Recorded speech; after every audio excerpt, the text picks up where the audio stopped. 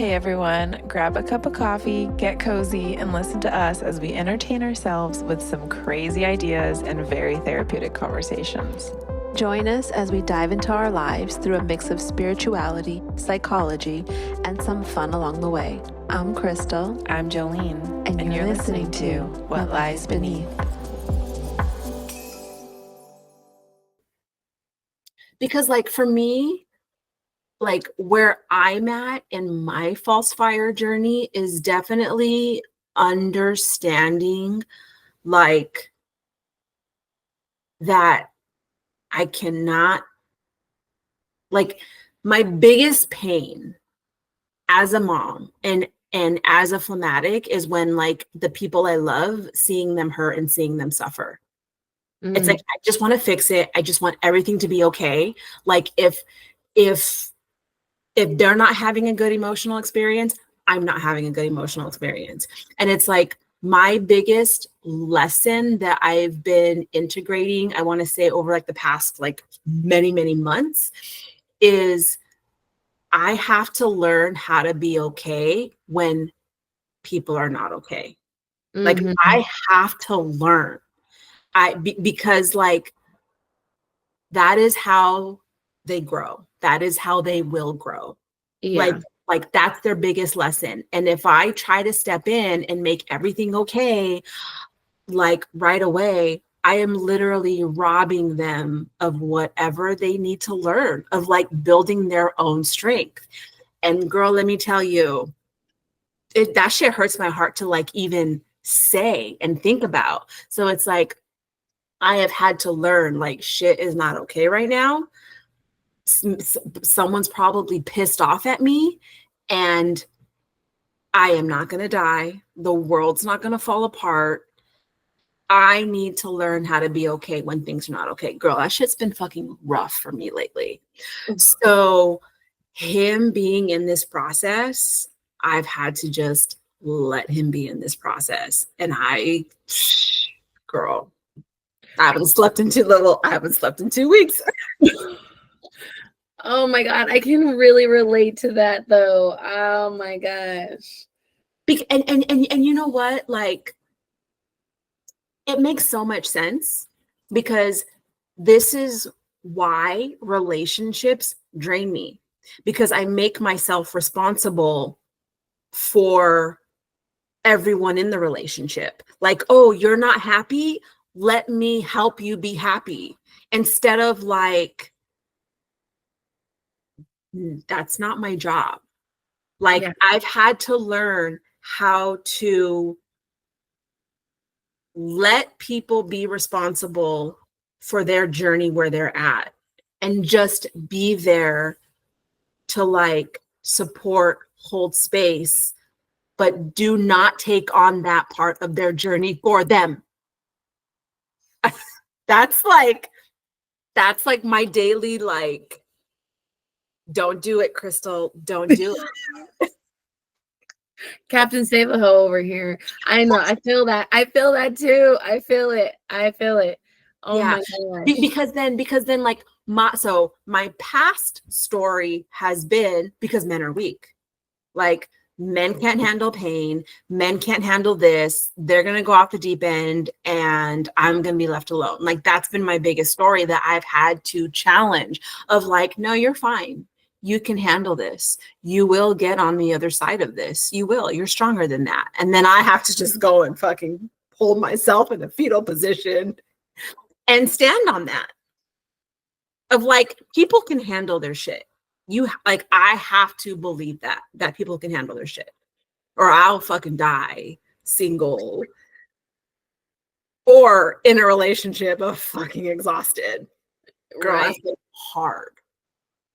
Oh, yeah. Oh my gosh. I feel it. Yeah. I can really relate. I can really relate so much. I know. I know you hear that. And it's funny because it's I feel like it's definitely a false fire thing, but it's also definitely it's definitely personality trauma too. I was going to say, I feel like that's a very common thing for a lot of women right now. At least the women that I'm surrounded by. Yeah. Yep. I was even thinking like that's like firstborn syndrome type thing. It's like you're responsible for the family, for your siblings. You're supposed to look out for them. You're supposed to lead them. Like at least for me, like I was responsible, even if my siblings didn't do their chores, if they did their chores, you know, like, I mean, like, the amount of responsibility that I was given at a young age, like now I'm in adulthood and I'm like, what do you mean? Like, I have to, at work, I have to be like, okay, like I can give someone a task and I get to trust them that they're going to complete it. Like, instead of taking on the responsibility of like, oh, they're not going to do it. So let me just do it for them. Yes.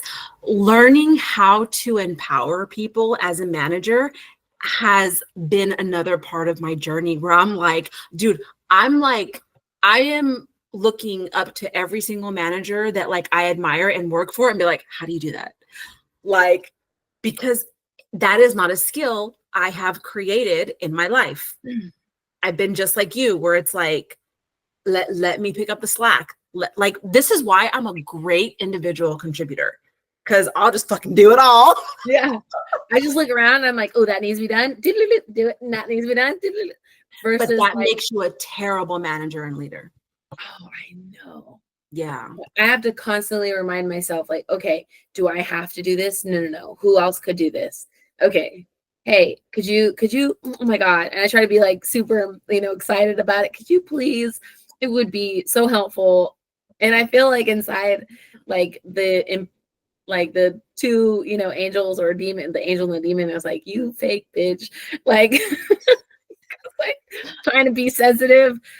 Can you fucking do this is really what I want to say. But okay, so actually, you know what? On that note, you should say it like that. Like no, seriously. Like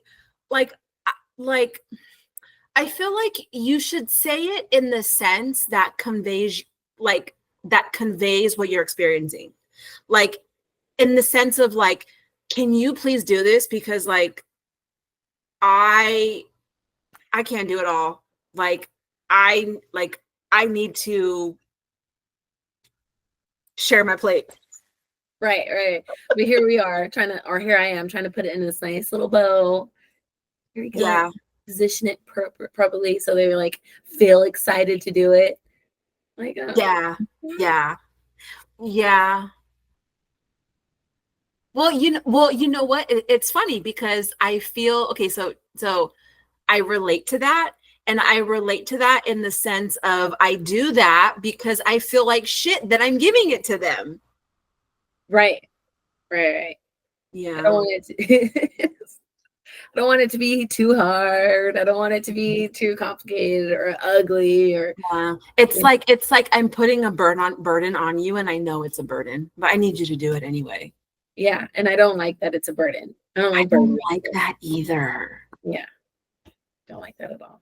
I definitely feel, I think it's because we're trauma bonded, Marissa.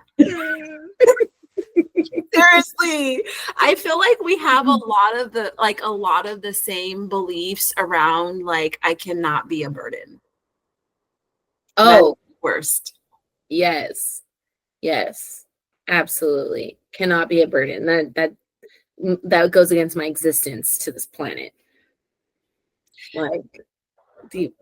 Yeah, it's funny because it does. But you know what though? I actually do think I'm getting to a point where no, damn it, I'm gonna be a burden. Like my sister and our birthdays are only 4 days apart, but like I don't want to celebrate with her anymore. I want my own birthday. Have you been celebrating your whole life with her though? Pretty much. Oh God, yeah. Yeah, you. And now I'm like, no, I want my birthday. You have your birthday, I get my birthday. No more celebrations, no more shared nothing. Mine. Right. Me. Yeah. I'm ready for that era of my life.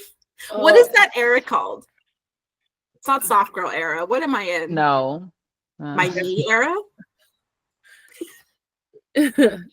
I don't know. I don't think we've given that a thing because it's like we're trying to get away from being like that.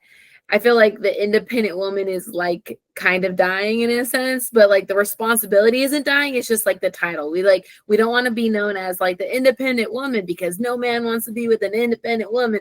And then like, but the responsibilities of like that we face on an everyday basis are still there.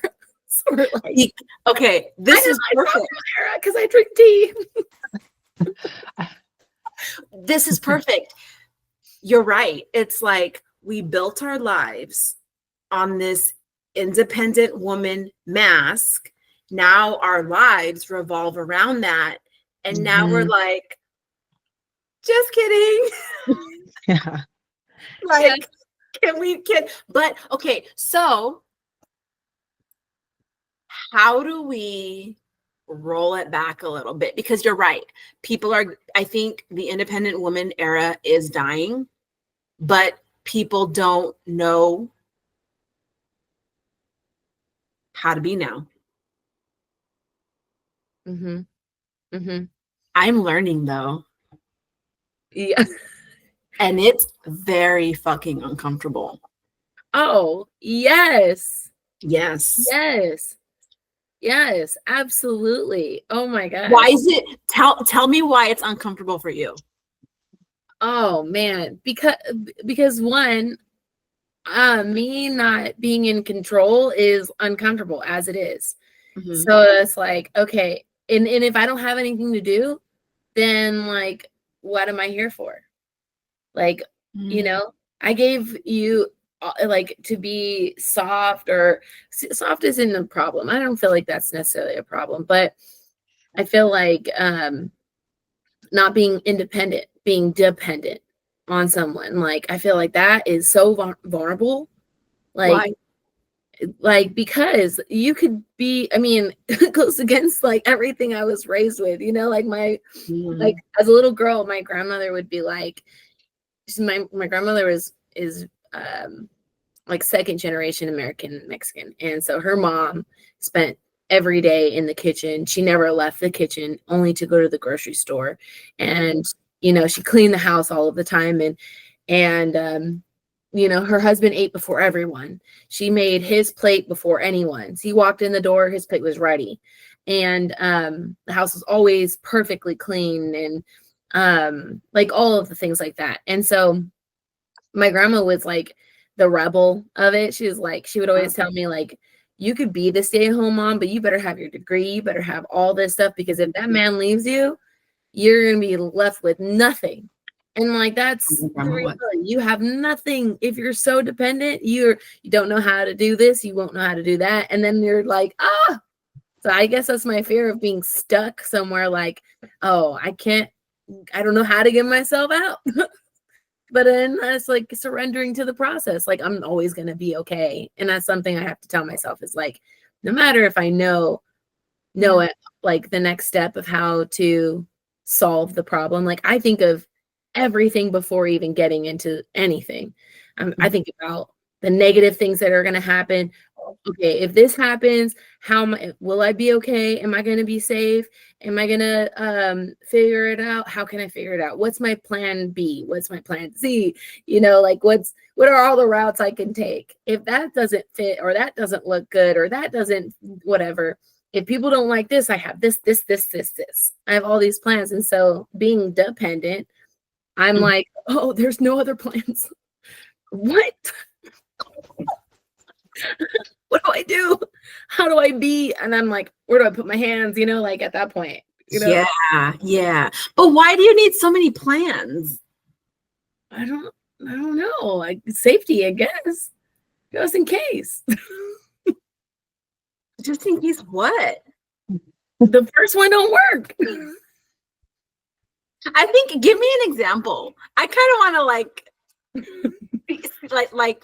real life. How does this play out? Oh man. So I mean, work, we'll go with work, because it's like I use this tool every day, every second of the day. Like, yeah. So like I had a challenging conversation with a customer last week, and one, I I feel like I've been having a hard time connecting with. And like as far as relationship building, the connection has been off. And What's the biotype? You know? I haven't even. Send me a picture. Okay. I'll have to when I go back into the store. Is she a woman? Yes. Yeah, it's a woman. It's probably I'm like she's probably a phlegmatic, to be honest.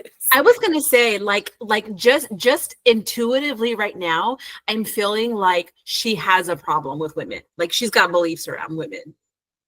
Maybe like her. So she's like the best friend to the stepdaughter of the owner, and she's taken over all of everything. But like, I don't know, like emails are her go-to, and sometimes emails get lost. And like, I'm like, hey, if anything that's needed immediately, like just give me a call. And so I guess she was mad because I didn't respond to an email, and there was no follow-up email. It was whatever, you know. And so I'm like, all right. So she tells my coworker how hard it is to communicate with me, and then she sits me down with her best friend, and they're like, you know, you don't respond to emails. So I'm like, so I pull up my computer and I was like, look, it looks like I just didn't get to one, which, to be completely frank, in this specific moment, I don't even remember reading. So they're like, I apologize, I'm so sorry. But in my mind, I'm playing all the things. I want to like first be like, bitch, I know. I didn't want to see this, you know? And the second thing is like, that's not a good idea. What's plan B? Admit default. Now if that works, then I gotta then make them laugh, because now I have to rebuild, and I have to like make this environment coming to me a positive experience, so they feel comfortable doing that. I have to then give solutions, and then so something has to work where they feel like this is gonna be. If not, then I'm like, okay, just would you prefer my boss's email?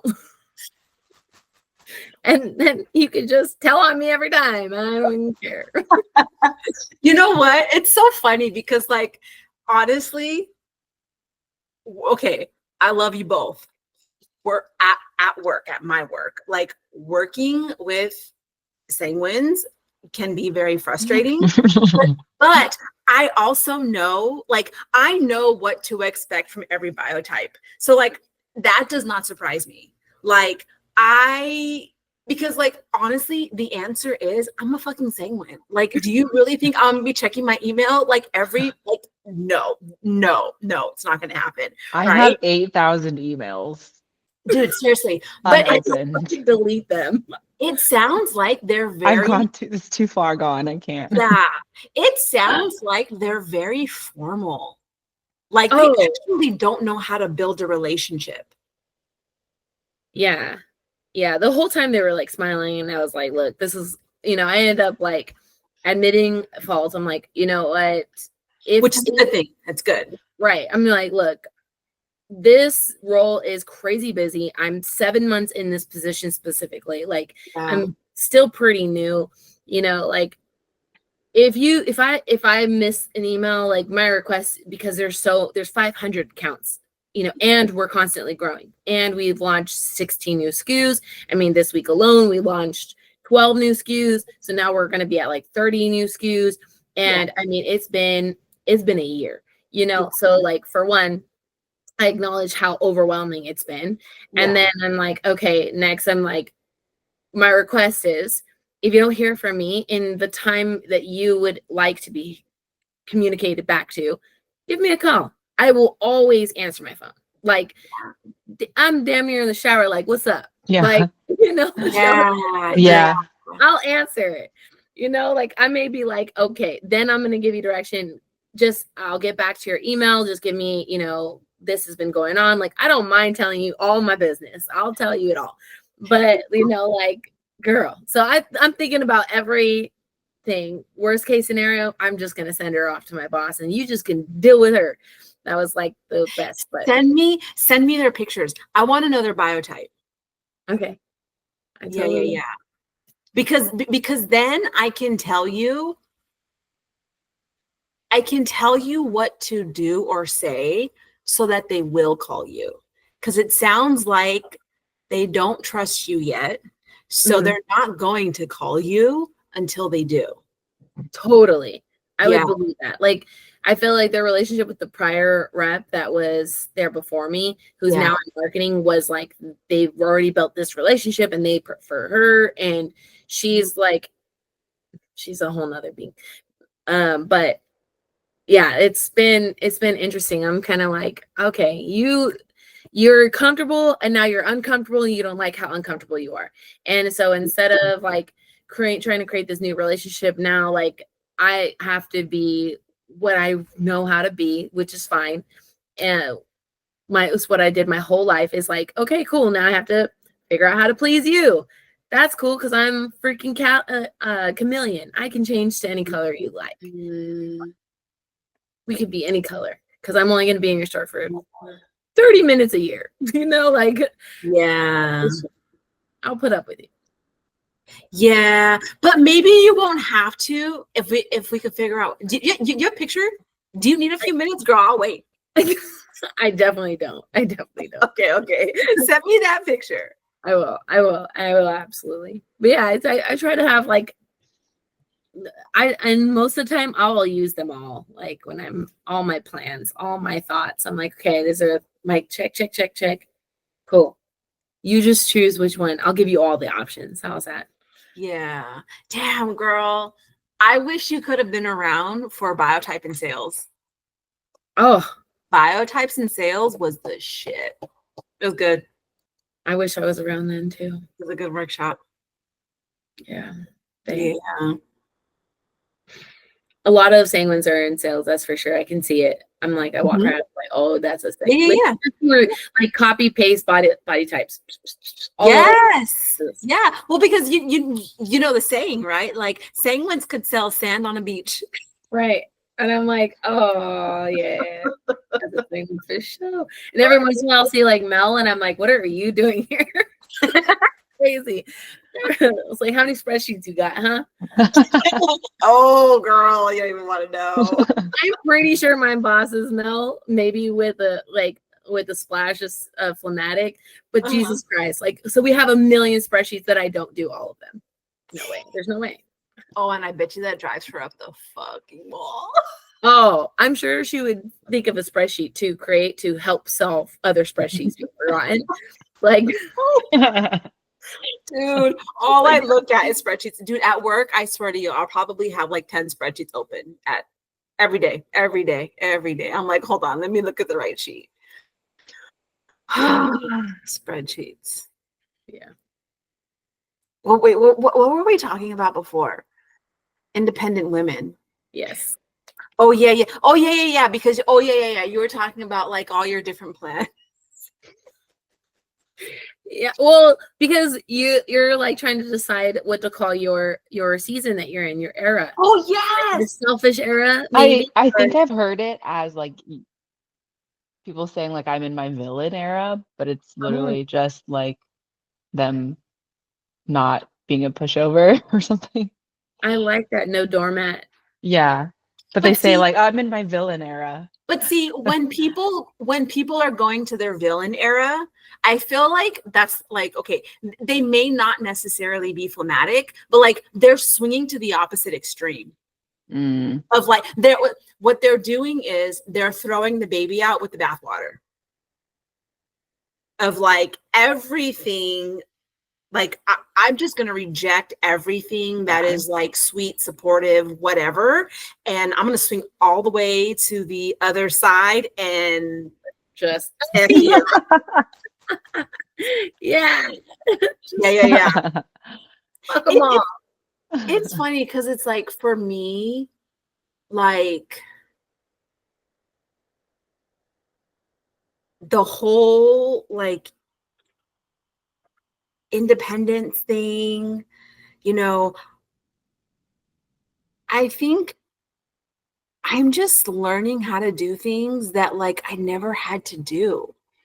Like how earlier I was talking about like being a manager and like, you know, how do you empower other people when you're just so used to being great at being like a single individual performer, right? Like that's a skill I never created. So now I have to learn how to create that skill. So it's like now I'm always asking myself, well, shit, how do people get me to do stuff? Like, you know what I mean? Because people pull that shit on me all day long.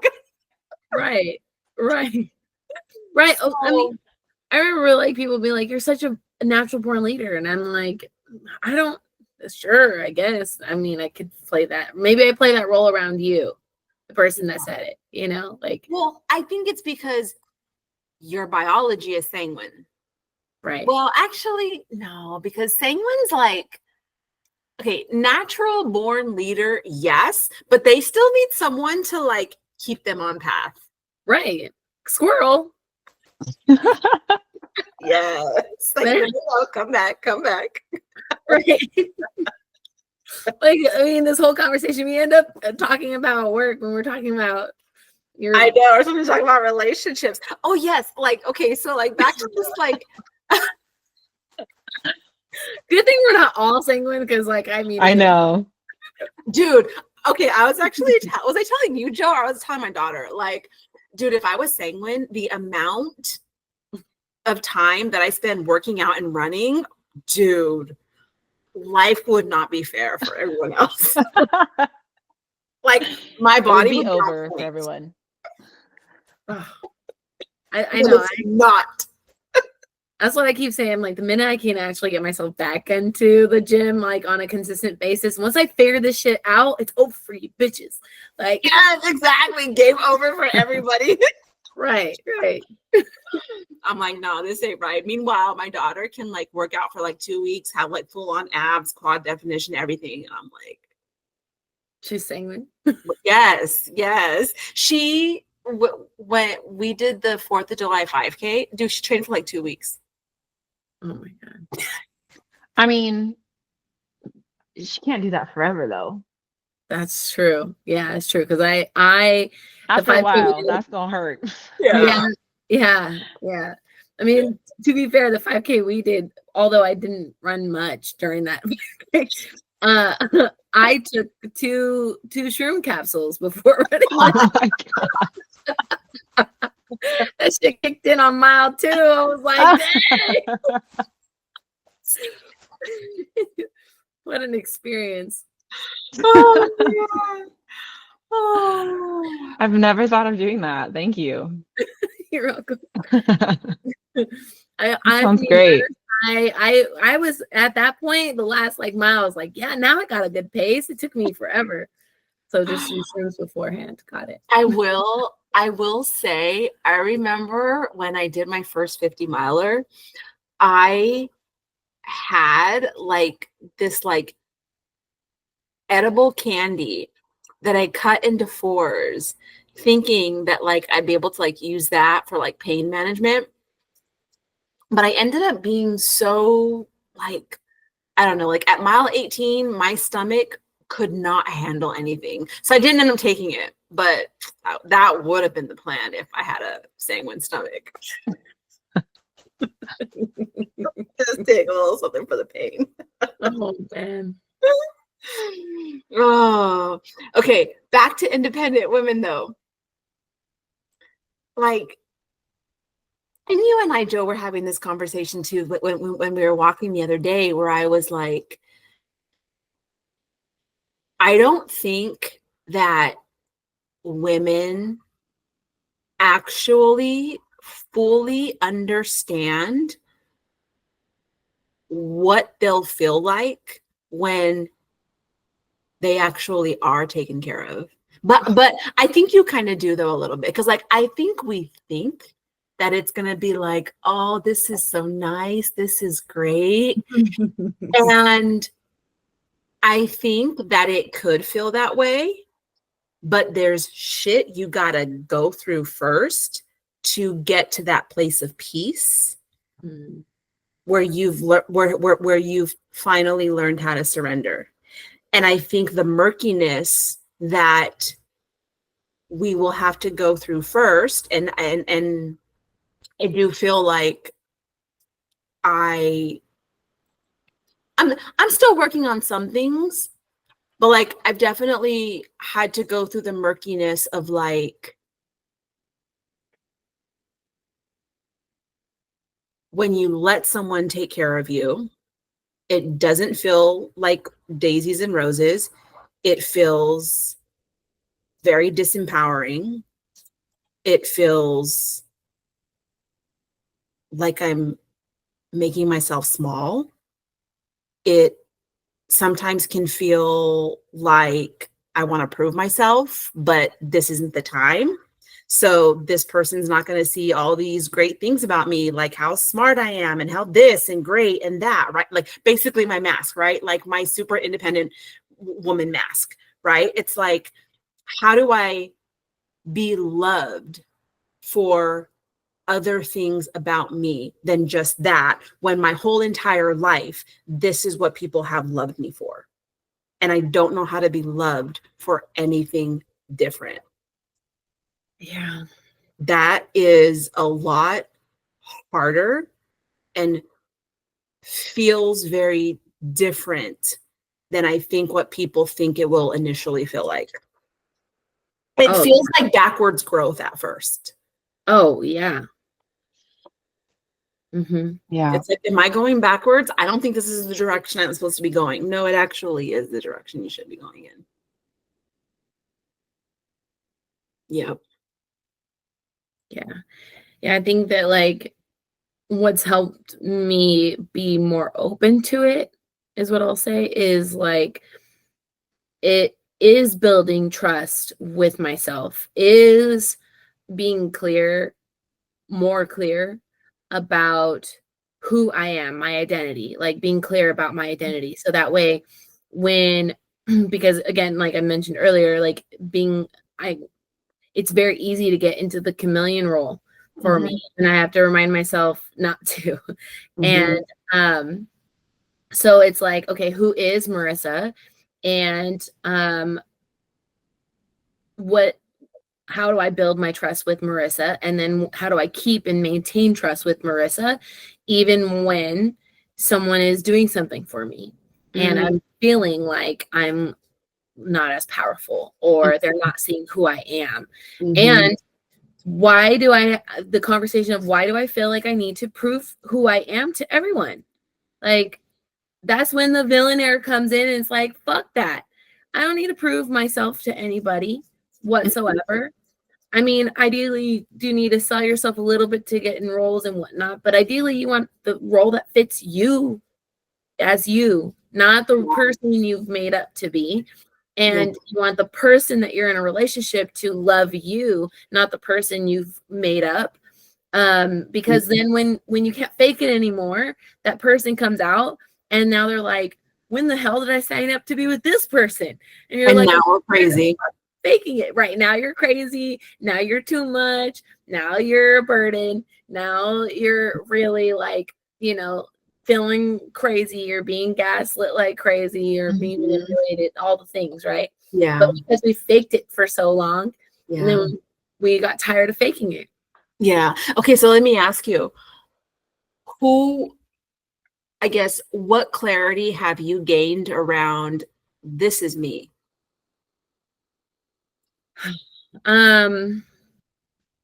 Yeah, I think that like, oh man, how do I answer this? Like, I think that I would start with where I started was like church, was like building my relationship with God was like my foundation. I honestly don't know how I would have even got to where I was with my identity without that. Because like, for one, the Bible talks a lot about your identity and it's super empowering. So it's like, why not, and so like one of the verses, like I'll never forget it. It was like one of the most biggest things for me is like, I always saw God as like this person that I had to come perfect to. And so it was really hard for me to be like, talk to him about certain struggles that I was facing. And in John, there is a verse, I think it's a 15:15 or 5:15, something like that. And it says like he calls us friends. Jesus was calling, you guys are my friends. You are my friend. And so when I thought about that, I'm like, oh my gosh, like I wouldn't talk to my friends any differently than I would to God. And then so like that really opened things up a lot. That was the start. Mm-hmm. And then I was like, okay, I spent a lot of time by myself, a lot of time, because it's like, okay, if no one is around, who am I being? Who am I being? Like the chameleon person can't Yeah. you know, Okay. be a chameleon. Who are you? So I'm dorky as hell. I'm goofy. Mm. I take certain things seriously. Yeah.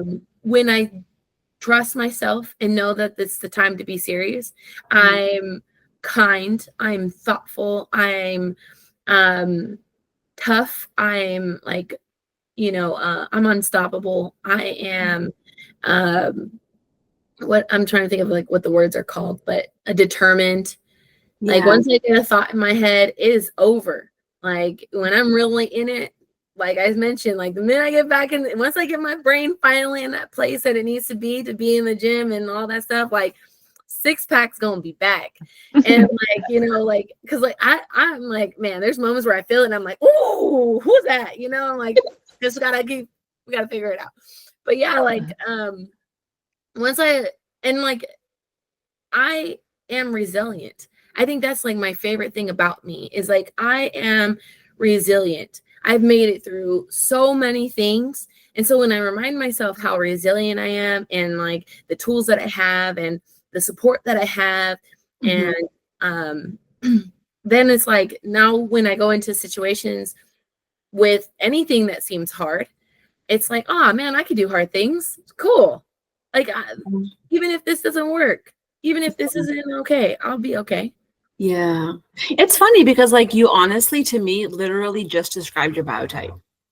Like you described the natural strengths of your biotype.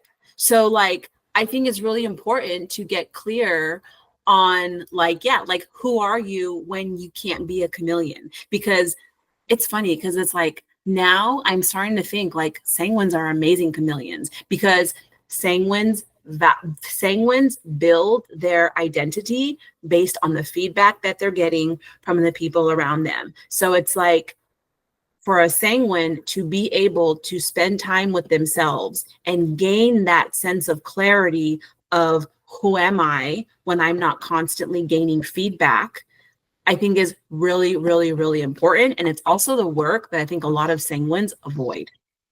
Yeah. They don't have a strong internal world like a melancholic. So when the experience is gone, they're like in crisis mode, just looking for the next experience. Oh man. You know what? That's honestly one of the reasons why I pulled the trigger on the motorcycle. Like, and I fucking love that for you. That is exactly why. And I for the longest time refused to get a back seat. I would not let myself get a back seat. I didn't even want to get the like headset thing that you can connect to other riders with because I really desperately wanted to be by myself. Like I wanted to be I wanted to have a new experience that was going to stimulate that. I wanted to feel free. That was going to stimulate the needs, the new, like, it was a new thing all the time. And I was forced to be by myself and like multitasking. So like, in a sense, I'm hyper aware of what's going on around me, but at the same time, which is it's the coolest thing, truly. Cause I'm like, okay, I'm watching every car around me, 3 cars ahead. I'm like hyper focused on all that. But at the same time, I couldn't be more alone. Like I'm crowded in all these cars, but I am like peace. Like there's nothing. It's great. I don't know how to explain it. It's fantastic. I know, and I see it. And like, I think I even sent you a message one time where I was like, you look so free on that bike. Oh man. Girl, I see it in your videos. Yeah, it's everything. And it's like, it's thrilling as fuck because you're like, I could die any minute, like for sure. But The best of both worlds, the best of a sanguine world, like the thrill and excitement, but then like the best of like, and I'm also in like my own internal world. yeah. You know what's interesting when you were talking about God? I actually read this in one of the books. It's one of the family constellation books by Bert Hellinger, and he actually says something about religion. And like, I'm gonna fuck this up, but like, some people devout so much to like religion and their search for God, and it's a dad thing. It's a search for the paternal figure. All right. And when I read that, I was like, oh shit. Like, it really landed with me because when I was younger, I had the same like fear of God of like, anytime I was bad, I'd be like, oh my God, I'm sorry, I'm sorry, I'm sorry, I'm sorry. Until I think it wasn't until like middle school. No, it wasn't until like junior high where it was like, okay, so like, am I supposed to fear God or is God all forgiving? Like, which is it? You know, like, and it's funny because God very much does feel like a paternal figure for me. And yeah, I've missed dad my whole life because I've never like my grandma was like my fatherly figure in my life, but it's just a substitute. Right. Right. And then that pays into like the whole independent woman thing. Like your grandmother was your father figure, stepping in a role that she had no business in whatsoever, but just had to because it's space, it needed to be done. Okay, so yes and no. So she had to because in her mind that was the solution. Right. Yeah. And it's like, and I'm still kind of like racking my brain around this a little bit, right? Because it's like when you see systemic patterns within the family, right? And I feel like the independent woman in a family system, dude, I feel like that's a very common pattern right now. When it's so ingrained in the family, an important question to ask is, why was that the solution? Patterns are solutions to a problem that the system perceives is happening. So like, I've been trying to ask myself, like, what problem are the women in my system solving? And it definitely has to do around men. And I think it started with something like, I think the women in my family are actually afraid of men. Like, I think men have done some bad shit. I feel like intuition. I feel like I relate to you on that.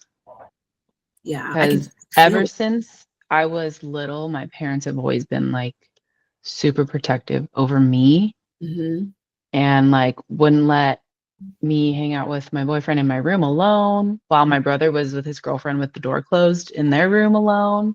And I was like, what the heck? And it's always been like to my brother, like, why, like, protect your sister, like something about, I think women being vulnerable or like, I don't know, or men being dangerous or something like that.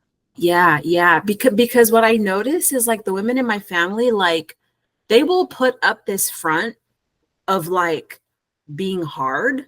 Yeah. But like, it is just a front. Yeah. I think there's a fear there of like, you cannot trust men because men will hurt you. And I think it's more than emotional pain. Yeah, I can see that too. I can see that. Yeah. Oh. And so it's like the only men in my family, and it's funny because like in my like kind of direct family, right? My two uncles, oh my God, they're so freaking feminine. They're soft, like I would, well, I wouldn't say they're weak now, but like they're very, very soft and pushovers and doormats and all of that. And the second a powerful man tries to come into my system, he's an asshole. Who does he think he is? Blah, blah, blah, blah, blah, blah, blah. So From your uncles? no, from the women. Oh. Yeah. We judge the shit out of powerful men. And so like that has been a huge part of my journey of like actually even kind of being able to see and recognize what a powerful man looks like. And then what does that feel like to me? How do you receive love from a man that's powerful? Oh, girl, I don't. Like, yeah, because you already have this like generational trauma in a sense where men aren't safe. You don't even know where it even stemmed from, and like, there's so many layers to this. Like, how do you even receive that love, girl? How do you become soft? How do you become what? How do you become soft? How do you go into your soft girl or your feminine era with that kind of man?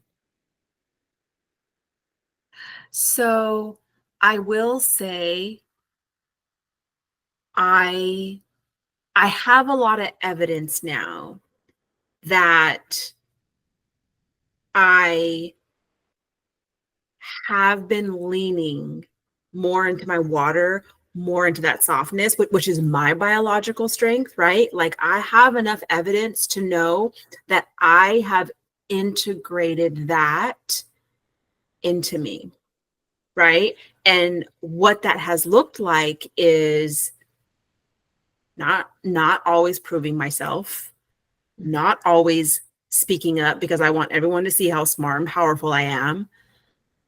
It's been leaning into like my biological strengths of like being a space, being nurturing, don't have the fucking answer crystal. In fact, don't give people any answers. Like learn how to listen and let people discover their answers on their own. Girl, that's been like a massive part of my journey of like zip it, right? Yeah. Especially with my kids. And so it's like I have a lot of evidence now, like even my current role at my job, right? I didn't think I initially got the job. And then when I talked to my manager about it, she was like, you are exactly what we need because this team needs a lot of this team needs a lot of like caring and nurturing. And so that to me, that was feedback, right? So I feel like it would actually be easy for me to be in relationship with that. But I do think there's an initial hurdle of nervousness and conversation that I need to have to like almost give my ego permission to go there. Right. Yeah. That ego, man. I And used to that, kill it. And that I have not had a lot of practice in. I'm like, kill that bitch. And they're like, no, thank that bitch. And I'm like, oh, that's weird. Right. That's what I meant to say. Right. Yeah. She's protecting God. So how do we get practice, Marissa? What Rose said. First, go up to a strong, powerful man, be like, hey, this is my situation. Can you teach me? Yes, that's so good. I just need to find one. I need to can't be find that a hard. single one. A single. I don't know how to single one. identify them. Okay. Yeah, I mean, if we're just using them as a reference, not like dating, do they have to be single? Yes. Otherwise, So you can't just be like, what would you do in this, or like, what should I do in this situation? no, because No. I think that'll take away the nervousness. Yeah, because then you're But- protected because Yeah. you're not being vulnerable. That's not a person you're like Yeah. Just to learn, not to like. maybe But, for but that's like fake learning. it's not full submission. Okay. Sure. That is Okay. I was trying to go baby steps, but all right, we're just gonna fucking jump in the deep end. that is like behind your safe wall that you put up to make sure you're safe. And you're like, hey, so My safe wall is a 20-yard distance. And I had to start running the opposite direction. Yep. Okay. So what's going on with your current situation? Yeah. So, oh my gosh. Like overall, like for one, this I don't even like where do I start? He's so fine to me. Like I think he's so fine and so opposite from like my normal. Like my ex is, Mel for one. He's like a short Mel, and he's super into fitness. His mask is promotion. Like he does it to please everybody so they're happy with him and stuff like that, but really he's like locked in his brain overthinking about everything, but on the surface he's like, yeah, party. And so went from that to like someone that's actually like, nope, but big and cute, super cute. And and we just talk we talk for hours. Like when we're in person, we talk for hours. And I keep attracting this avoidant personality, that's for sure. And I'm anxious. So that's been a struggle. But yeah, I think like when we're spending time together, it's great. But it's like when we're not, my anxiousness is like through the roof and he avoids. And so like he immediately, like he doesn't think that his, like our connection when we're not in person or not, when we're not together is as important as our connection when we are together. And so that's because he's a freaking sanguine. And choleric. Because like huge. Yeah, because like sanguines are like out of sight, out of mind. When I'm with you, I'm with you. But when I'm not with you, it's because I'm fully with this something else. Right. Okay. And I'm like, what the fuck else is that? Okay. That's because you're sanguine. Right. And that's what I tell him. I'm like, look, if I'm not talking to you, I'm talking to someone else. That's what I'm telling you. Like, I'm like, if I'm not doing this, like, if it means I'm not interested, it means I'm preoccupied, it means this is, so what does that mean for you? Because that's what that means for me. Okay, so one thing I want to say is like sanguines need a lot of attention. They need a lot of attention. They need a lot of validation because again, like it's that experience, right? Like, hey, give me that feedback because if you don't give me that feedback, I'm gonna go get it somewhere else, or I'm gonna make all this shit up about why you're not giving me that feedback, right? But like, if he's avoidant, so he is like the youngest son of 3 kids from both of his parents. His dad has other kids, and his dad is an immigrant and has been deported many times, and was a truck driver when he is in the US. So he's never actually home. Like he described his dad yesterday as a myth. Like they would be like, yo, I saw dad today. And they're like, no fucking way. What? Like that was his experience. And then his mother was very depressed because she lost her identity in the relationship and being a mother. So like when her man was no longer there, it seems from what I gathered, she was a hot mess. He said that he had to like talk her off the ledge a few times as far as committing suicide. And like we talked a little bit about that. I'm like, I can't imagine what that was like as a child, like needing your mom to be your mom and you stepping up to be the man of the house. Without any actual reference of what that looks like. Right. Yeah. So Yeah. I actually see a lot of myself in him, and which helps me, gives him a lot of grace, because I'm like, the amount of grace I do have, I'm able to give, because I'm like, oh my gosh. Like, I feel like the abandonment conversation that I have, he doesn't say it, but I feel like I could see it in his face. Yeah. So it's like, So then why are you with him?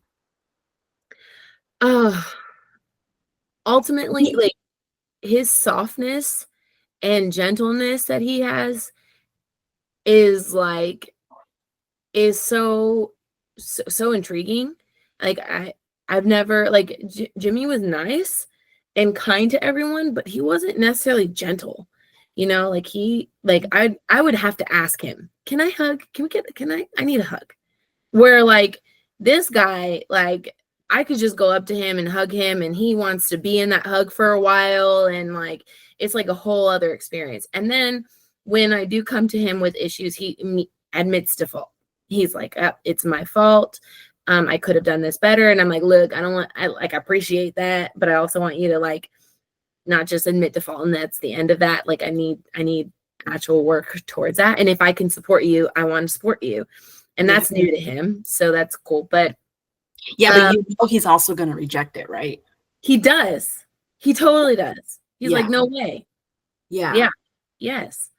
Because like, that's not what his ego, like, that's not a pattern or treatment his ego knows. So his ego is like, what's this? We don't do this. We don't do this. Mm-hmm. So I'm out. Are you okay? So, like, are you clear, or do you have some clarity on, like, what your traumatic compatibility is? No.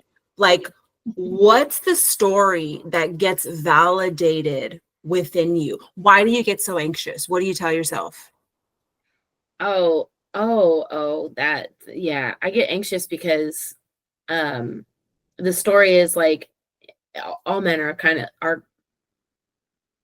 I don't even want to say all men, because I've been practicing not saying that, but like, the story for the conversation, yeah, for the story, all men are like my dad, who, which is what? cheat, lie, and manipulate. Okay. And they do what they need to do for them to survive, to take care of numero uno. So men are selfish. Yeah. Yep. So, okay. So if that is your belief, what is the mask that you use or have used in the past to cover that belief when you start being in relationship with somebody? To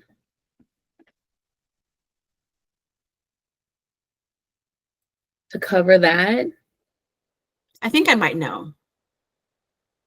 I feel like you have a lot of masks, and I don't know which one is.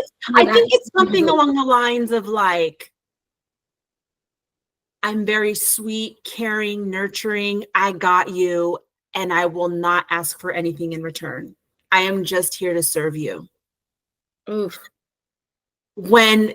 And the reason why that's the mask is because, like, the ego talk is because I've trained myself to not rely on men for anything, because they will disappoint you, because they are selfish.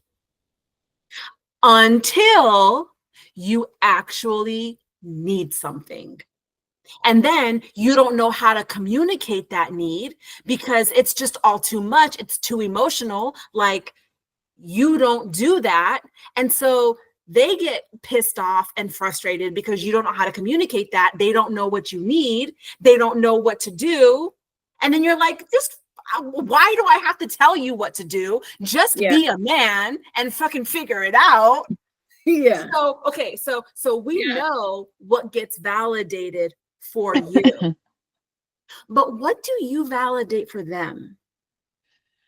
Because the way traumatic compatibility works is, when it's mutual attraction, especially when it's very passionate, is their mask triggers your core belief, and your mask triggers their core belief.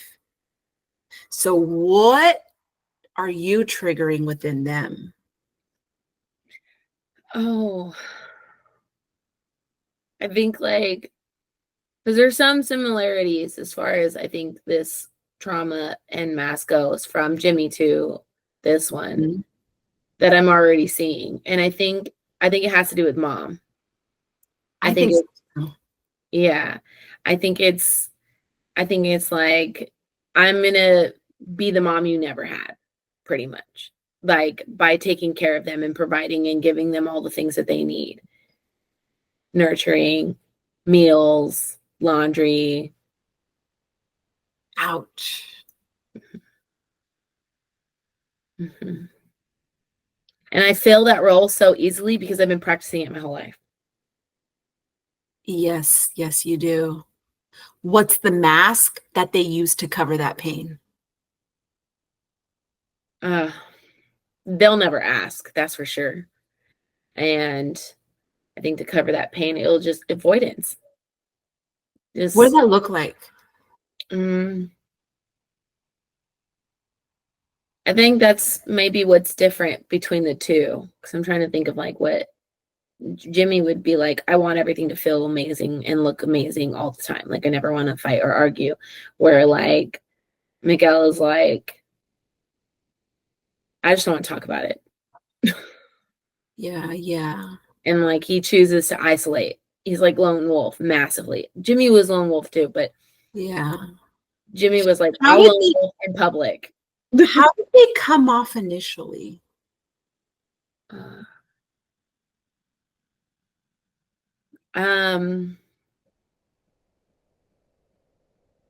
Put together. Little This swag.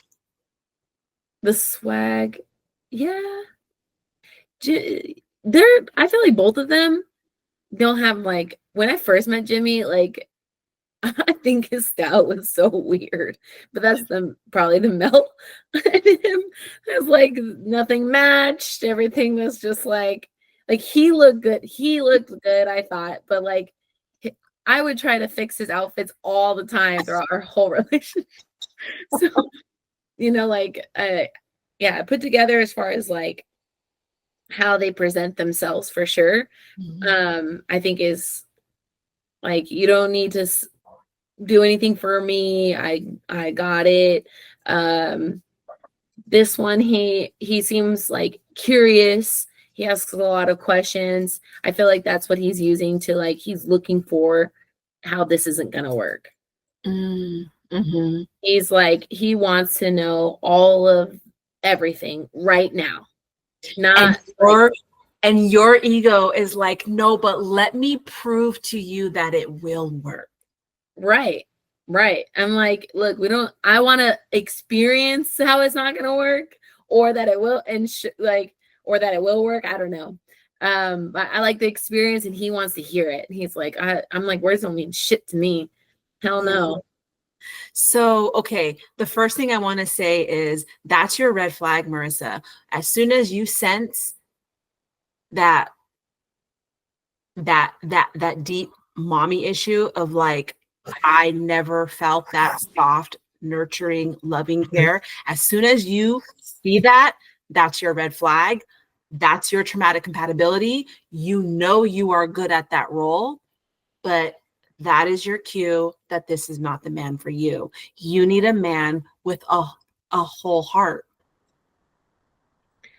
Yeah, which then leads to I don't even know what that looks like. Like, what is that? Like what? And then on top of it, my brain also goes to like, well, I'm not sure I have a whole heart. Well, not a whole heart, but like, yeah, it can't be that deep wound. You know what? What will that look like?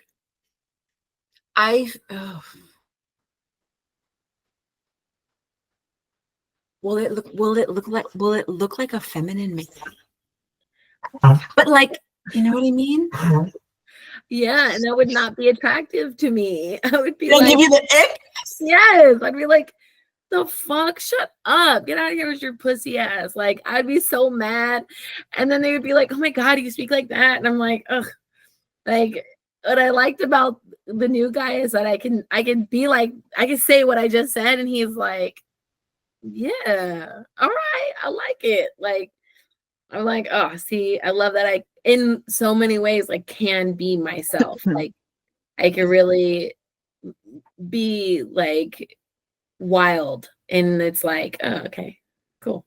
So far, that is. So it's weird. Like, he's like, it's weird. Like with Jimmy, I felt like it was just like, this is the wall. I'm not even, Jimmy was like, I'm not gonna even, I don't even want to look at that. There's no way, I'm not accepting it. It doesn't exist. No. Where this guy is like, oh, like I talked to him about biotypes. Like, I want to learn.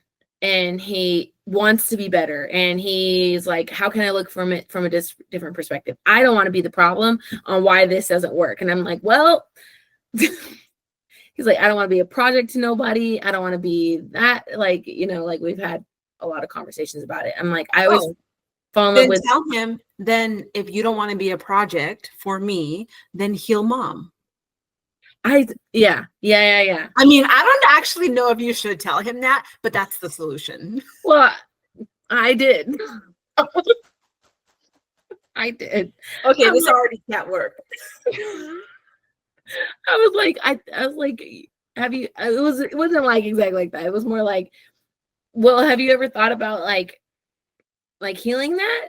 Like talking about that? Like, what's the conversation? Like, how do you feel about therapy? And then I brought up MITT, and I'm like, what are your thoughts about going to that, something like that? Like what I went through. And he's like, is that a non-negotiable? I was like, I mean, MITT isn't a non-negotiable, but I think like working on yourself is a non-negotiable. Like, I feel like I have mommy issues too and daddy issues. So I have my own shit I'm working on too. So I feel like I can't necessarily expect you to be, perfect in that aspect, or no one's perfect, accepting that fact. So it's like, if no one's perfect and I'm not perfect, like, how do I accept someone that, like, I don't know. That's one of the things I thought about. I don't know if that makes sense, but you know what? It does. Okay, it does make sense, Marissa. But at the same time, I think you need to raise your standard a little bit. I think that, girl, you take in literal stray dogs, literally. Girl, this cannot apply to men too. I know. I think I'm sorry. I think you need Cheetah's here. I think you need to up it a little bit of like, you stop dating men that are broken. That's so hard though. It feels like they're all fucking broken. I know. And this is why women are so masculine. It's an epidemic. This is the real epidemic that we should be talking about. Yeah. So most men don't even know how to deal with a masculine woman. Or let me ask you this. Have you dated men who are close? Because Joe and I have been talking about this. We think that we need to date men who are close with their fathers, because men who are close with their fathers know how to be led and how to be a leader. Have you ever dated a man close to his dad? No, I've never even met one. I think that's... I also don't go around asking like, hey, are you close to your dad? Like, how do you... Girl, that needs to be your first checklist. If he hesitates, you're out. Say less. Speed dating. First question. What's your relationship with your dad? Okay, first question. What's your relationship like with your parents? And that's a fair question. Very fair. Yeah. Yeah. And if there's a dad wound there, you just listen, but then that's it. Listen, but move on. I'm about to start taking notes. Okay, first question. Daddy. How's daddy? Yep. Because those are the men that know how to take charge. Those are the men who are not conflict avoidant and are actually strong enough to take care of us. Then the next step is letting them see that we actually need taking care of. Yeah. Yeah. And I feel like I have gotten a little better at that. I will say. I'm like, the last guy I dated for a little bit, he didn't even have a good relationship with his dad. That's what I'm saying, girl. But he wanted to do everything for me, like everything. He put up the lights in my backyard. He fixed the, like, I mean, he just sees it and he's just, next thing you know, he walks out, gets a tool and starts fixing some shit. And I'm like, you just had that in your car this whole time? He's like, yeah. I'm like, oh, okay. Wait, is this the guy that you dated right after? And then I was like, are you healed now? Are you healed now? Yes. Yes. Is he still single? Oh, I couldn't. So what our conversations were the end of it. It was like he one day asked me like, who did you make happy today? I don't give a fuck who I made happy. Are you kidding me? The fuck you mean? Who did I make happy? You should be asking who made me happy. What, you know, like, what the fuck? I don't give a shit. Hopefully nobody. What the fuck you think I'm on this planet for? that was really the end. And like, you just say stupid shit like that. And I'm like, dude, what is your deal? He's like, I'm making samples. I work for a 20-year-old company. You know, I'm making samples at home. And he's like, oh, what's your budget like? We should go get you samples made and da-da-da-da. Like talking all this. I'm like, start with questions. How about that? You want to learn something? Like, man, goodness, you don't have to solve all my problems all at once. Shut up. Get out of here. That's a masculine thing to do, though. Want to solve your problem. Exactly. So, okay. So I know it's like irritating. I'm failing to see the problem here. It was so irritating. I can't handle that much. It was just. You want to give a referral? Hey, you want me to send the number over to you? Hey, I'll send his number. I'll refer you for sure. Because I mean, aside from that, he was great. Like I felt like if our communication would have been like a little better as far as like I want to talk to you, he would have been it for sure. Because like he did everything else. So great. That's so funny. Yeah. It's funny. Like so in addition to having dad, I feel like it's very fair and actually necessary to be very upfront with like the most basic thing that like you need within relationship, where like, you know, like kind of explaining your sanguineness a little bit and making sure that they know what they're signing up for. Like for me, it would be having a conversation around, I'm a very emotional person, and this is what I need from a partner. And then just like, let's have an understanding of this is like my core and I can't change it. So what does that look like for you? For me? Yeah. What do you need from a partner for your biology? For my biology, I need a safe space to be emotional. Mm. And like, I'll tell them what I need in that moment of like, I need a hug. I need to cry and talk about this thing. And like, you just be there and listen. Yeah. And then I'll be okay after. Yeah. Yeah. Crystal, you and I talked about this a few episodes back, I think, on like sanguineness for me. And it was like, I need space to be free, like to feel free. Mm-hmm. And also like show a little bit of my unhingedness. Mm-hmm. and like acceptance of that and understanding that that's going to happen. And yeah, just safety in that too. Like I need to have space to feel free, and whatever that is for me, I think it's traveling and like being on my own and having my own time with that. Yeah. And yeah. Oh, Yeah. Like I we heard talked that. about. Yeah, like I need to like just be unhinged a little bit and go be my sanguine, reckless self, and do not judge me for it. Yeah. Or judge me, I don't care, but keep it to yourself. Yeah, just don't say anything. Right. Keep your judgments to yourself. Let me be what I gotta be. Yeah.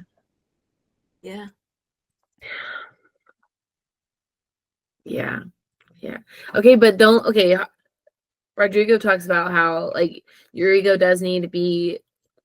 I don't know exactly what the words are, but I like to use the word tickled. You know, like it needs to be intrigued. It needs to be a little intrigued, but like you still need that freedom or safe place. And so like, what would be the perfect blend of mommy and daddy issues? You need a little bit of poison to be attracted. Like Right. you need just a little. Okay, you have to figure out what that is for you. Yeah, I can actually give you the prompts that he gave us in Falling in Love. You want them? Yeah. I was actually talking to a friend about this recently. I need to find that journal. I went to Falling in Love too. I love that. Wait, which one did you go to? Not this last one, but the one before that. Oh, really? Mm-hmm. I wonder what that one was like, because every time Ro does a workshop, he's always tweaking something. And I feel like Falling in Love, I feel like that workshop trips a lot of people up. And I feel like that might be one he's always trying to like fine tune so it lands with people. Yeah. So, because like one of the lists that he had us make was what are the negative patterns of your past relationships, and then if you had to keep 2 to 3, which ones would you keep? And then from there, take a little bit of a step back and see if there's something that is like that has a little bit of that, but it's not super extreme. So like, for example, like mine was I kept rigid, stubborn, and shut down. And then I asked myself, what you want to keep in your relationship? I mean, girl, you have to keep something. Okay, so what was it that you didn't want to keep? Okay, hold on. Okay, like those were like the lesser of 10 evils, right? Yeah. And then what's something that's on that scale, but not that? So from rigid, stubborn, and shut down, something that's kind of on that scale, but not as extreme, is aloof and mysterious. Oh, okay. That's poison that will like keep me on my toes. Right. Okay. Yeah, he did something similar to that. I think he just worded it differently. It was like, what would be, so for the parent that you had the hardest time with? Yes.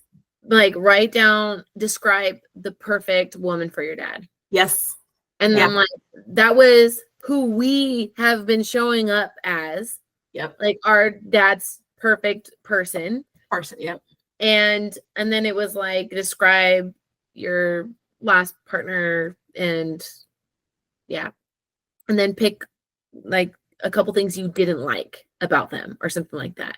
Yeah. And then out of those, like that was the secret sauce. And that, so I gotta find that. I definitely gotta find those notes because yeah.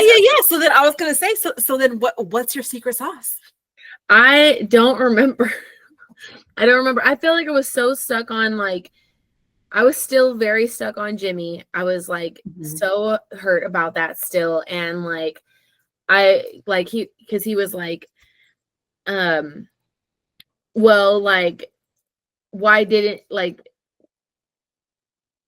it was like describe your perfect person and then describe your last person. And he had to describe a bunch of people. And he's like, Yeah. I was like, my perfect person, like my ex had a lot of like, if not all of these traits.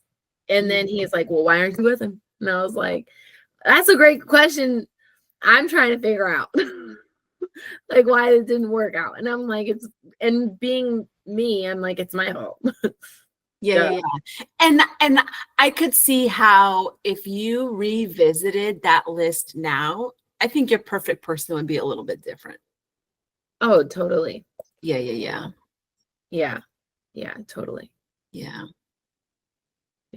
Oh man, I gotta look at that list now. I'm like, Look at your list and no more guys with daddy issues. They have to Mommy. be close with their dad. Yeah, definitely no mommy issues because I feel like that's a deep core. And make sure they're close with their dad. yeah. Like when I talk to my guy now about his mom, I'm like, oh yeah, like let's talk about your mom. And he's like, I have a relationship with her, and I was like, yeah, yes. And he's like, it's not like we hate each other. I'm like, that's great. Yeah. But actually, it's funny because we were talking about this a long time ago of like what does a guy with a lot of dad look like? And I'll tell you this much, he's not at transformational seminars. He's at financial seminars. He's at like build your wealth shit. He's not at this like, yeah. Build your wealth shit. All right. First note. What is He's at strategy workshops. What did you say Tony Robbins attracts, like the crowd he attracts? Was it no mom? No mom. I think or yes, which is why he doesn't work in Mexico. Because they have mom. They don't need him. They need dad. The US needs mom. It sucks. Oh yeah. Which is why there's so many masculine women now. Because we also grew up with no mom. Mm-hmm. Our mom was too busy being dad. Yep. So we have a lot of dad. Dang. Yeah. A lot of daddy issues. Dad and daddy issues. That's right. We need mom, but we don't need dad. Is that what I got so confused? Yes, actually. Yes. We need to fix our mom and source men that have dad. Yeah. Yeah. Dang. Well, let me know what you guys find. If you're still out there. Actually, go to London. I guess we have to go to the UK. Go to London. Go to the UK. Damn. What did you find? People that have mom and dad. Shit. It's not Crazy. It's wild. What did they look like? Like biotype wise? Like no, just the interaction. How'd they carry themselves? We need identifiers. You'll know. You'll know. You know what? Okay. Because I've been paying attention and I get a little annoyed at first when people have a lot of external confidence. Like I'm a little like I don't have anything to offer. Mm-hmm. So I don't really interact because like they got it. Like I don't feel like I would serve a purpose in their life. Yeah, what almost is kind of That's the experience that I have. That's an indicator of, oh, you have dad. So I should be attracted to you. But this is I don't even know how to interact with them. Oh man. And what do you say to somebody who doesn't need you? Or they don't need my mask.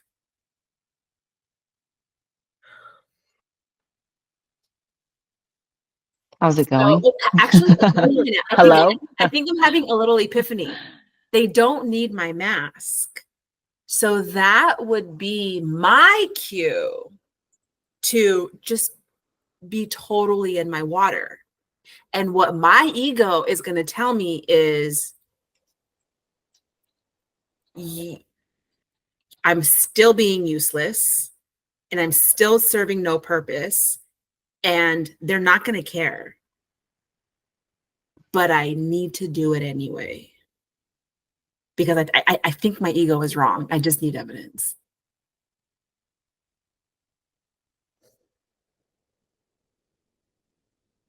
And so how do you get that evidence?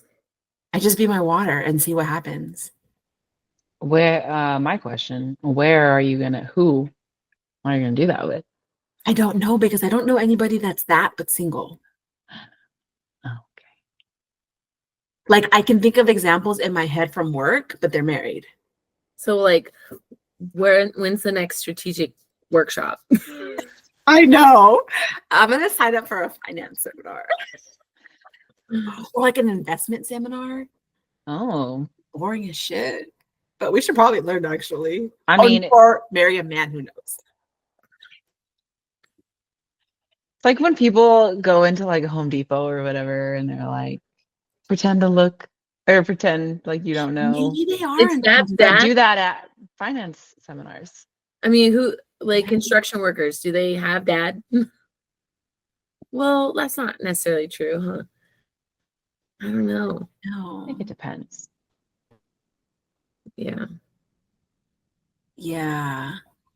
See, but the problem is if I go to that finance seminar, I'm gonna fall asleep because I'm bored. But you're not there for the finance. I know, but I'm gonna fall asleep trying to pay attention. There's way too many numbers for us. There's way too many numbers. But you're not They Way said- too much information. I lost them at 3 seconds. Are there any games? But you're not there to pay attention. Oh, Everyone's gonna be in suits. I can't stare at biceps. What am I supposed to be doing? just be your sanguine self. Yeah, it looked like a fucking butterfly. That's what I would like. Hi. Yes. Yeah. Be a little. Okay, maybe not a seminar, but maybe like networking event. Okay. Are there like Because if I have to expos? sit down in a chair and like pay attention to a lecture, yeah, it's over. Yeah. Yeah. A golf country club. Okay. That's not a bad idea. I could. Yeah. I could ask. I feel like I could play that role really well. So we just need to go get drinks on us at the country club. And a golf course and a cute skirt. Right. Rent a golf cart and Ask for lessons. drive around. Ask lessons. For Be that lessons. girl of like. Do you know where to go?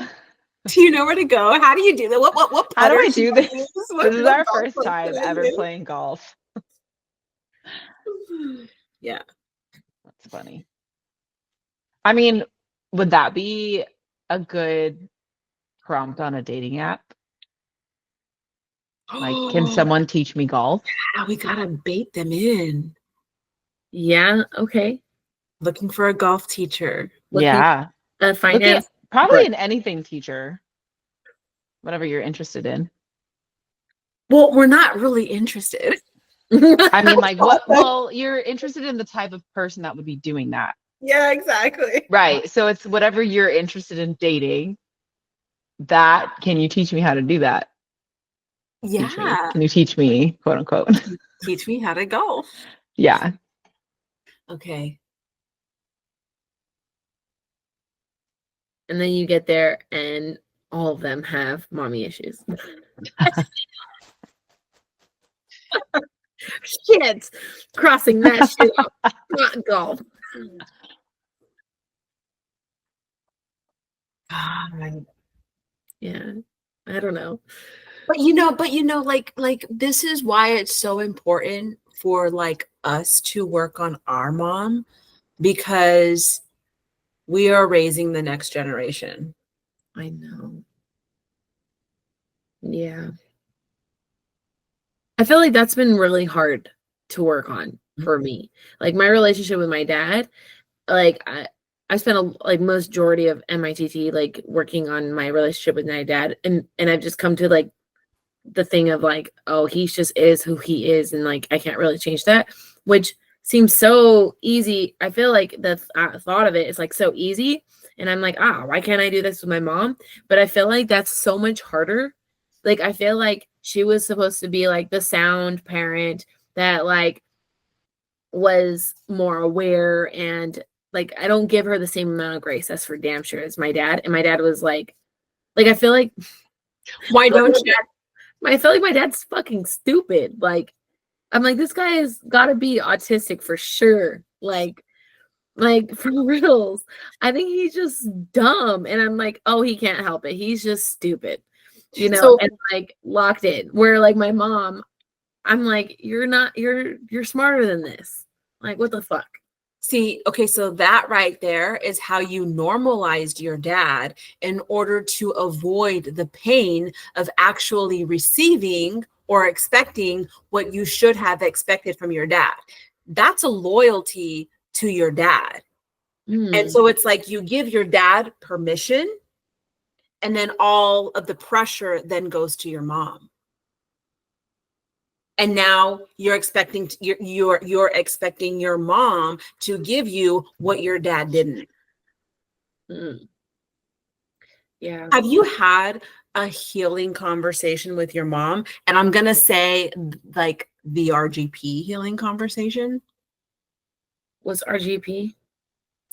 Like the conversation that we learn in biotypes how to have. Oh, no, I don't Okay. think so. Like we've had little ones, and Okay. it does not go well. Like my mom, She's sanguine. I think She's either a sanguine or a false fire. I don't know, because I think I've only seen her like just in your feed when she pops up. Yeah, but she's one of those two. Oh, for sure. I can't tell if she's phlegmatic or sanguine. Yeah. Like she is like kind of like she is ditzy. Yeah. And she's like, I don't know.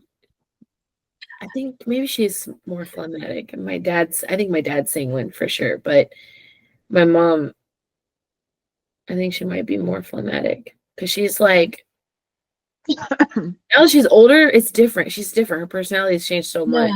Yeah. Well, she's probably shifted a little bit into her biotype too, right? Like, how has her personality shifted a little bit? Do you think she's gotten softer? Definitely.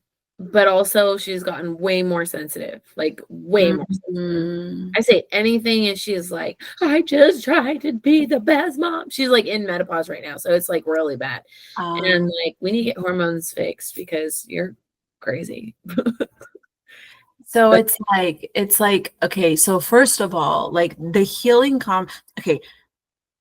conversation only works because the foundation of it is personal responsibility. But what that looks like is handling the pain first of what you needed from mom and what you didn't get. And then what beliefs did you create about her? What judgments did you decide about this is who she is? Right? So it's like you can only come from a place of personal responsibility when you've handled that first. Because what the conversation looks like is, mom, growing up, you can say it a few different ways, but like ultimately it comes from like these are the judgments that I put on you, or these are the things that I decided you are, right? Mhm. You are stupid, useless, harsh, judgmental, blah, blah, blah, whatever it is, right?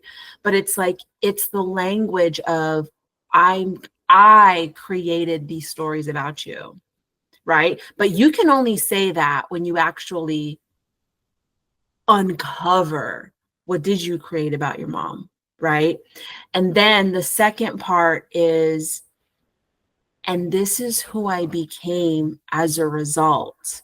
Like, I decided that I need to be the one who always has the answers, right? Really independent because I can't rely on anybody, right? Whatever's true for you. And these are the things I never learned. Yeah, I've had this conversation with her. And like, several then, times. will you teach me?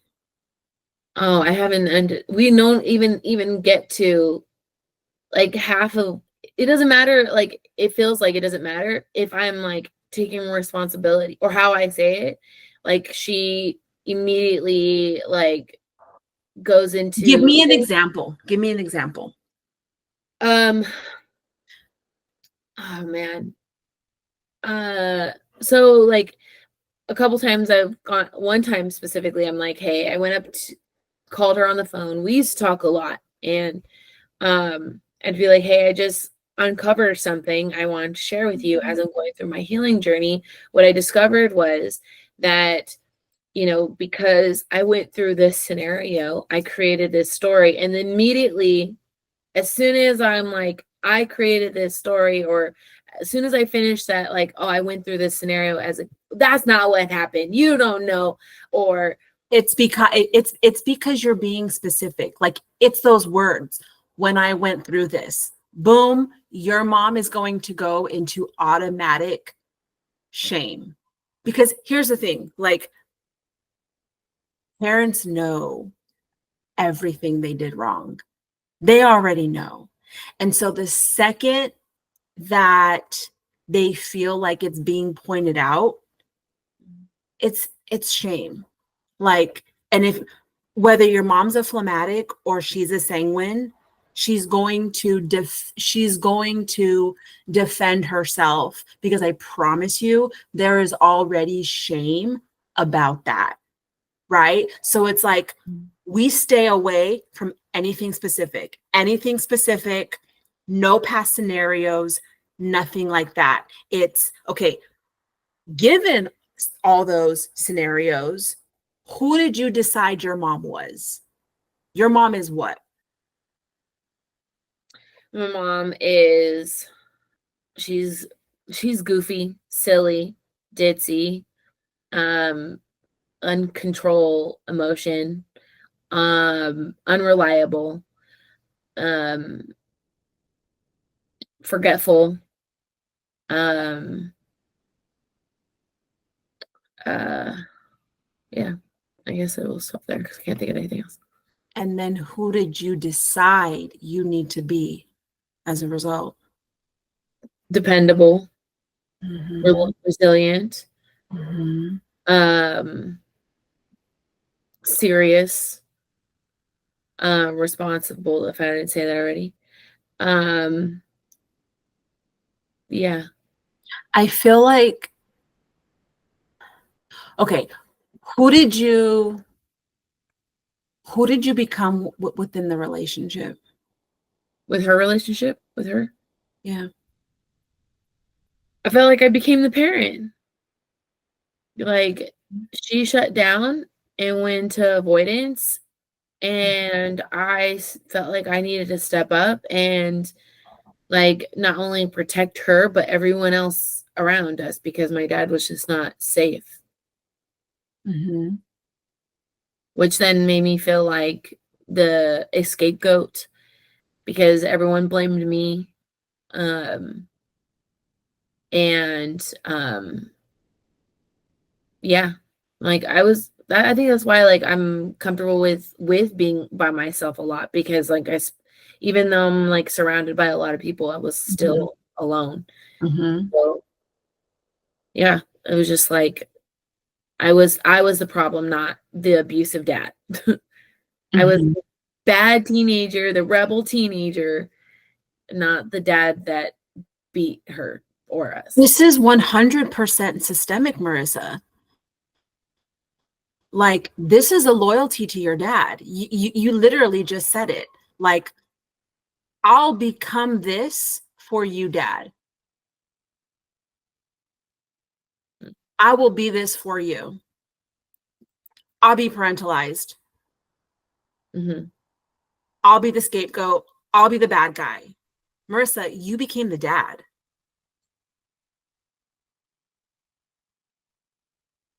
Yeah, You took a place in your position. You took a place within the family that's not yours.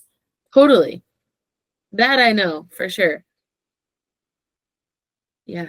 But do you see, okay, do you see what that experience could be like for your mom? I feel like she was so like unaware that I can't even imagine like what it would have been like for her. Like I could see how that experience was like for my siblings. I could see how that experience was like for my dad. What But do for you her, like what I'm do like, you think it was did you like? even see me? Hello? What do you okay, so wait, say that again? Did you even see me? Hello? That was your mom's experience? That's how I felt with my mom. How do you think okay, what do you think that experience was like for your siblings? I feel like it was confusing Mhm. and Mhm. uh Why? because it's like they don't know who their in a sense like protector or leader was. It Yeah. was like they're told that like it was like there was moments where I was told to be in charge and Mhm. they're like, no, you're not my mom, you're not my dad. And then when And I they're was not wrong. right, right. And then when we were and I'd be like, well, mom told me to tell you guys to get all this stuff done. It would be like the most simple stuff. But then Yes. But it's coming, you're right. But at that point, it's not even about the stuff. It's mm-mm. about you're telling them from a position within the system that does not belong to you. And even if they benefited from it, which it sounds like they did, right? Because when we're parentalized, everyone fucking benefits from it. But they Exactly. also resent you. They resent you and they're not appreciative because it's not yours to give. Mm-hmm. Yeah. So what you need to do is you need to give your dad his place back in the system. I don't know if I'm ever gonna do that. Like Why? I don't think like my dad that's like I mean like I don't know like for me and his relationship like even though I've put my dad in the place of like he's just stupid, I don't want a relationship with him. Like our relationship is completely surface. There's no way I would trust him ever. Like there's not a single word he says to me that I would be like, that's true, because it's not. Like everything that man says is for his own gain. And it's like there's been like an infinity number of results that is like, this is not a trustworthy individual. Not just my dad, just person. You're just a shit human. And it's because you had a shit childhood, your parents did this, and then along the way you made choices that I feel like he's just made so many choices he just you're like you hear those people that lie so much that they have to just continue lying because they're so fucking deep in it. That's my dad. Mhm. So like that man, like he says he's like, for an example, he he told me he needed my mom's social security number for tax purposes. And they've been divorced since I was 23, 10 years. Like, you're lying. You're crazy. There's no way. That's what you're talking about. Or like, he was putting my brother on his insurance without permission, and then like we'd get random calls. Oh, it's because 10 years ago, or what? It's just like crazy shit like that. It's just always this like he's just not trustworthy. I don't know how to explain it anymore or any specific things, but he's a I lot. mean, I do understand what you're saying. It sounds like maybe, possibly, right? Your dad might be a symptom of his own system growing up, but also like he can stay in that position because nothing more is expected of him. Like people will only show up to the extent that we expect them to, or that we allow them to. So it's like your parents will continue to show up the way they're showing up until you learn how to stop being the parent. Yeah, like that looks like he's not in my life. That's how it looks. Like it's just there's just like Jesus is my dad now, because there's no way I would never ever feel safe as him as my dad in my mind ever. Like the relationship I've had to put like crazy, like he talks to me about anything that I don't like, I hang up. I get off the phone immediately. I can only be at his house for a very short period of time for holidays only. There's no extra, there's no call. He calls me and I'm like, what do you want? Like it's very like, why? because he's not safe. Why is he not safe? Because he lies in everything he says. Every phone call, if there's a lie, every single one. He's not honest about anything. Like, I don't even know if he knows how to be. And I feel sorry for him. I truly, truly do. And like the little girl in me wishes at one point she had a dad. But like my stepdad can have it. And him, I give him that role happily. But my dad, my biological dad, there's no way. There's no way. I just can't even, not in my lifetime. I'll have to teach my kids how to do it with their dad, but I would never be able to be like, this is how you do it. But how would you teach your kids if you can't do it yourself? Because here's the thing. That's the thing. Like, we think that we'll be able to teach our kids, but the reality is our kids will sense that this system is off. Yeah. And that's how it'll get repeated. Yeah. I mean, like, I'll always be nice to him in front of him. But that would be like as far as they'll see right through it. Exactly. And then like someone will carry the pattern. Someone will carry the symptom, I promise you. Yeah. And I guess we're fucked. I mean, here's the thing. Like, I mean, how do people do it when their dad dies? It's actually even Crystal better. Just did it. I did it. I went to my dad's grave. Okay.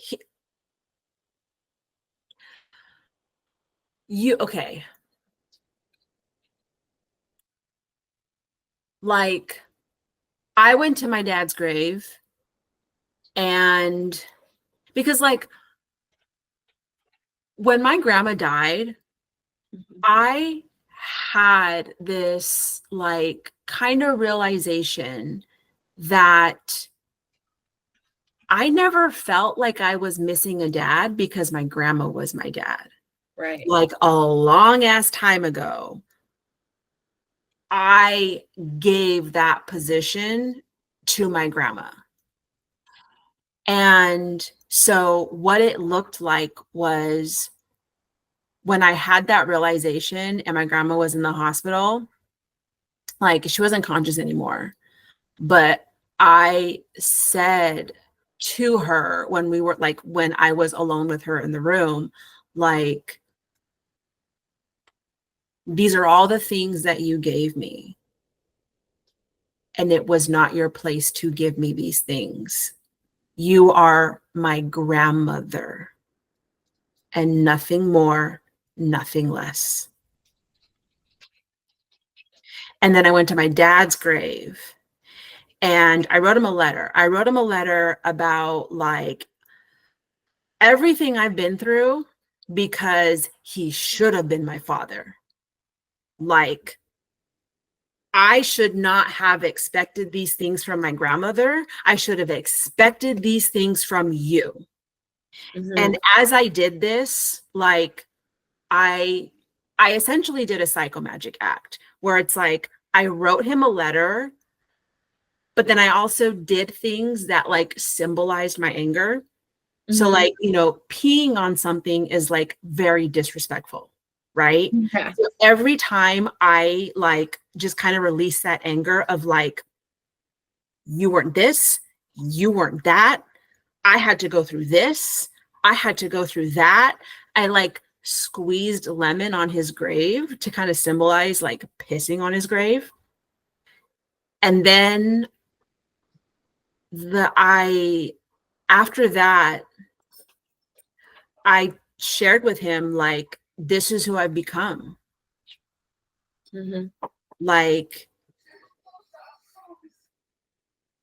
because this is who I decided I needed to be in order to survive. Right. It's kind of like the healing conversation a little bit, except I had full permission to be angry because he's dead, right? It's a little bit different when your parents alive because you want to release that pain before so you can actually have the conversation like with them, right? Yeah. So after I shared everything I've become, I shared everything I missed out on, everything I didn't create. Like, I don't know what a powerful man looks like. Right. I don't know what I should expect. Right. I just know how to like be the man in the relationship. I know how to provide. I know how to take care of. I know how to protect. I Mhm. don't know how to receive. I don't know how to be loved. I don't know how to be protected and cherished and Mhm. provided for. And then and because he's dead, right? Like if he were a real person, I would say that. And then I would say, will you teach me? But because he's dead, I said something along the lines of like, I acknowledge you as my father. But like, I would not. I really truly don't think in my lifetime I would ever want him to teach me shit anymore. Like it's like I feel like there's a little entitlement in it, in the sense of like, I'm graciously giving you this space to be in my life, but there's no relationship. Like, you're in my life because you're my biological father, and that's it. And because like I feel like a little bit like I have to have you there, because I feel if you were to commit suicide, it would be my fault, which is like my own shit I need to worry about. But aside from that, like once I heal that, I don't call him. I don't care to know what his day is like. I don't care to know who he's fucking, what job he's doing. I don't care. Like, I don't want him to teach me shit. There's nothing, like, I don't know how do I give him the role of being my dad when I really don't want him to be that? Because I'll tell you what the healing conversation is really about. It is not, because your dad is still going to be the same person after the conversation. That's not what Right. it's about. Right. The conversation is about you learning how to surrender. Like, the reason why it's worded the way it is because we are teaching our ego. Like, we're giving it direction and permission for a new path. Because I had the same conversation with my mom. My mom has not changed. She's still the same person. Right. But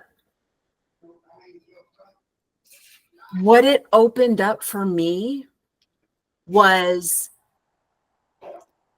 okay, two things. Number one, there is humility in acknowledging how you are in relationship and what it's like to be in relationship with you. Mm-hmm. And what it gave me was permission to not be that way anymore. It was like me telling my ego, we don't have to play this role anymore. Yeah. I feel like I've reached that I've had the healing conversation with him a few times. Like during MITT, after, I mean, even a year, like I think in like November, December of last year, we had another one because more comes up. And like, I don't feel like, I don't know what I guess needs to happen, at least for my mom, for us to have that relationship where maybe I give back her position to her if I took that too, which I'm sure I took. I feel like I took them both personally, but because they were both shit. There was moments of greatness for sure, but overall, like I feel like I took both. Yeah. And yeah, like I feel like I could release that, but I feel like, I don't know, like maybe if it's worded differently or if I could see it from another perspective, but like having that conversation with him, I don't think it'll ever happen. Like if he dies and wants to be buried somewhere, I wouldn't even know where he wants to be buried. And who's going to do that? Let's I want to continue this conversation. We can do it on the podcast, or like me and you, Marissa, could have like a one-on-one conversation, because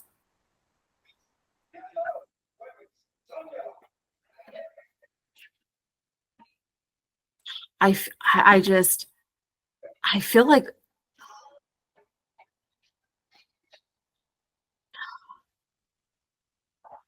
like we could address dad with the psychomagic act.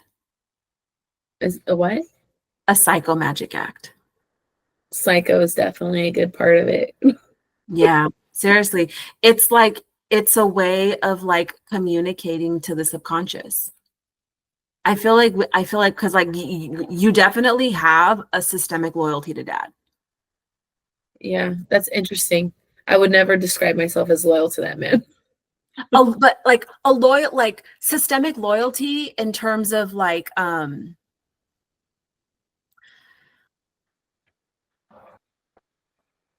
you've normalized his behavior to justify him not being a dad. But in doing that, like, it's actually a way of loving our parents. Yeah. I mean, I could see that as resulted. Because that's what children do. Like, Children children are so pure, and they're like this is how we create beliefs of like, then this must just be the way it is, instead of actually feeling the pain of like, I have needs and they're not being met. We're fucking children. Right. Because like I didn't feel like that's why I felt like I was the scapegoat or like the black sheep in my family, because I was this is not normal. Like, dads shouldn't beat their children. Dads shouldn't tell you that you're a piece of shit, that you're not going to amount to nothing. Like, that's not what your dad should do. Like your dad shouldn't do this. This is not normal. Like, Mhm. so I just feel like after all the work that I've done now, it's like he's not changing. So how do I love my dad with my dad never changing? Okay. Well, he's stupid. I can get aligned with that because what else is there? Like, otherwise, there would be zero communication with him at all. Like, he wouldn't know where I live, who I'm with, like nothing at that point. Maybe your dad won't change, He definitely won't. but the conversation, Mm-hmm. the point is not to change our parents. The point is to change us. Yes. That's the goal. That's the intention that we go into it with. Let it work its magic on you.